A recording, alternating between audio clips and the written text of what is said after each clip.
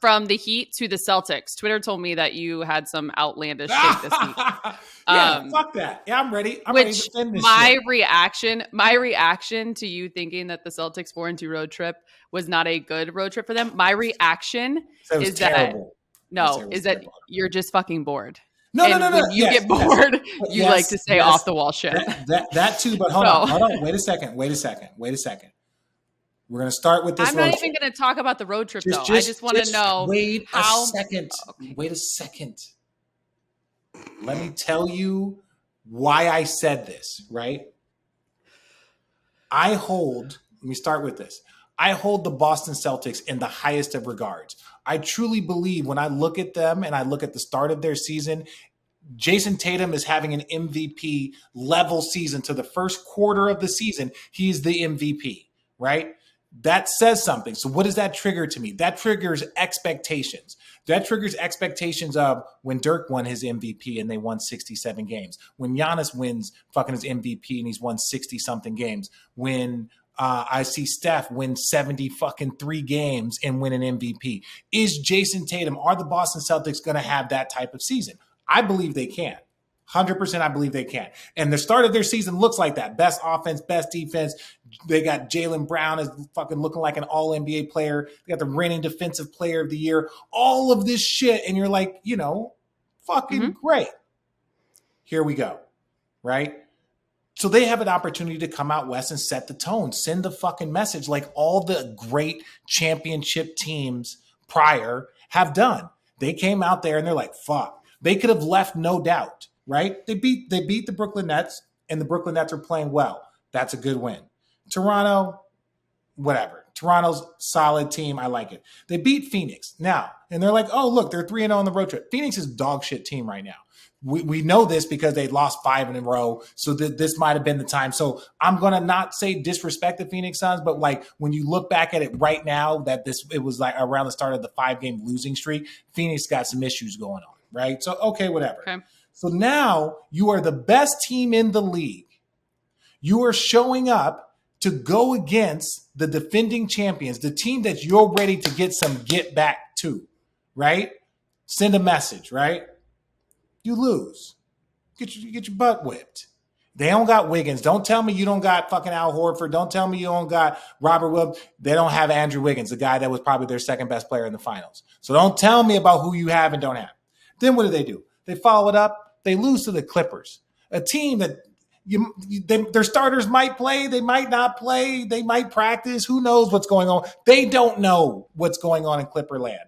They lose to that team, right? So now I'm like, okay, all right, okay. I figured they would have answered the call after fucking getting embarrassed to the defending champions, and when that was supposed to be your time to send a message like, if you motherfuckers come back this way, we're gonna whoop your ass in Boston, and if we see you in the finals, we're gonna whoop your ass again. The message starts. That's the mentality of great championship teams. So they don't do that. Then the Lakers, the dog shit Lakers, right? Stop it.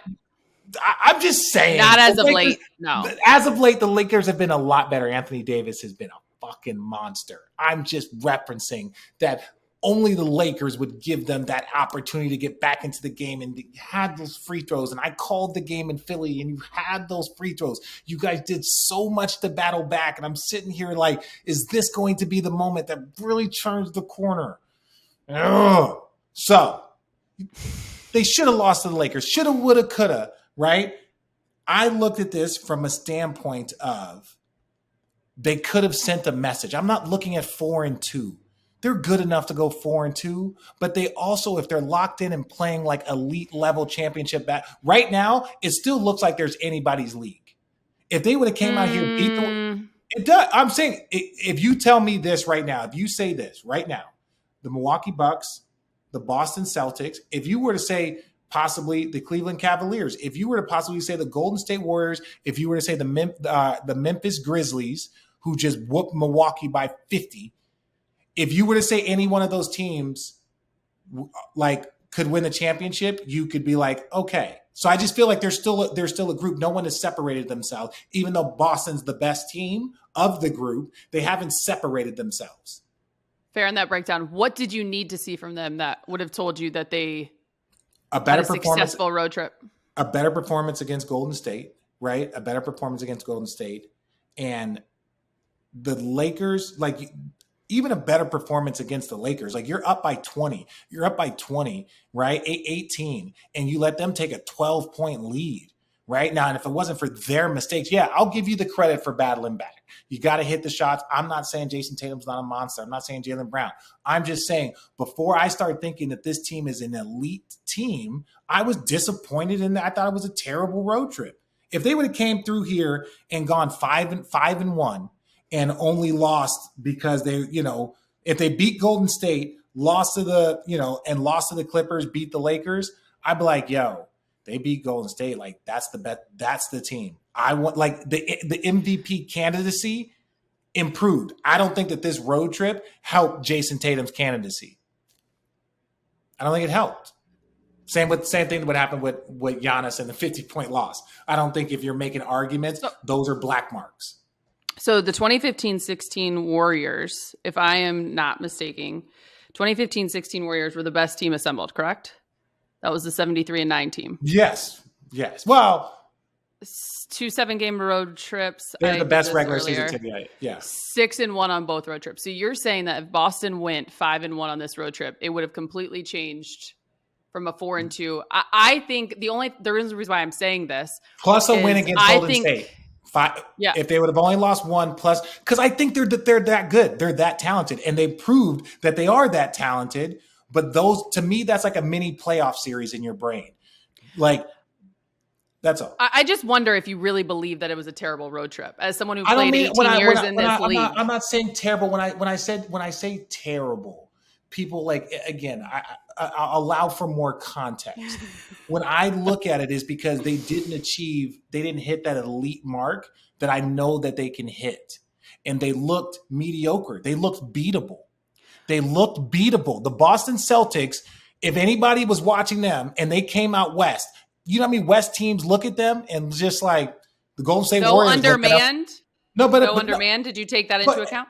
But undermanned. So was Andrew Wiggins. The Clippers, they barely play anybody, right? So like when we can talk about everybody's got some excuses floating around. But right now, if you were to ask the Clippers, what do you think about the Boston Celtics? They'd be like, you ask Golden State Warriors, what do you think about the Boston Celtics? What would you say? They'd be like, we can, you know what I'm saying? Yeah, they're good, but we can beat them, right? Respectfully, I think the Warriors can say that because of a season ago. However, but my point is that, but that point, even for the Warriors, the reason why it was a big win for the Warriors, because it let fucking the rest of the league know that. That's why it was a huge win. We're still those guys. That's what I'm saying. So we can say the huge win for the Warriors and like, yeah, bitches, we're 500, but whoever motherfucker wants to come in here to the Chase Center, y'all gonna get that ass whooping. So like, as long as we make it to the postseason, we can win one on the road. We'll win all our games. You know what I'm saying? There's a mentality there. So Golden State Warriors now looking at Boston, like, and everyone in the league was like, okay, well, once Golden State figures out their road shit, they're going to be the favorites again. So everyone, that's what it did. It put Boston down a notch. If they would have came through, beat them, let's say lose to the Clippers, and then beat the Lakers like they should have, up by 18, everyone today would be like, Jason Tatum is the MVP. It is his to lose. They beat the Warriors. They're playing better basketball. That was a big game for them. Okay, they lost to the Clippers. Kawhi played great, and then they did what they were supposed to against the Lakers. The narrative takes a fucking shift of 30 points. Coming from someone like myself who covers the Lakers day in and day out, it was a really hard loss to suffer. A tough pill to swallow, given what you said, a lot of things. But the Boston Celtics are pretty fucking good. They're really fucking good. They're really good. And so I'm just watching that up close. I'm like, wow. They're fucking really good. They have almost no deficiencies, and they're getting better. But that's what, look, man, I've seen 73 wins. I've played against 67 wins. I watched with my own eyes, watched Michael Jordan do the 70. Like, I believe that they're that good. And now, to me, they go from like a high 60 win team, in my opinion, not saying that they can't, but the way that they performed on this road trip, they look like a high 50 win team. That puts me in a notch of like how I view how good you are. right? If they're a 57 win team, that's good. But I truly believe that this team could win 61, 62 if they're healthy and locked in. This And this was is why underperformance.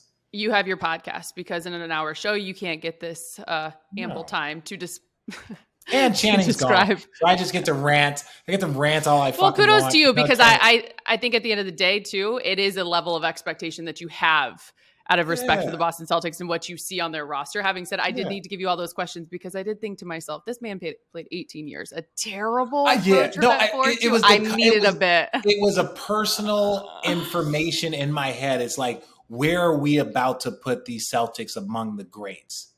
Are we going to put them up with those 2000? Are we going to be having those conversations? I think that they could have beat the 2019-18 Warriors. No way. There's no way. Man, Jason Tatum, that's Kevin Durant. Fucking Jaylen Brown, blah, blah. And then you got the defense. You got Marcus Smart chasing around Steph. If those guys were to go and win 66 games and win a championship this year, those are the conversations that we would be having, right?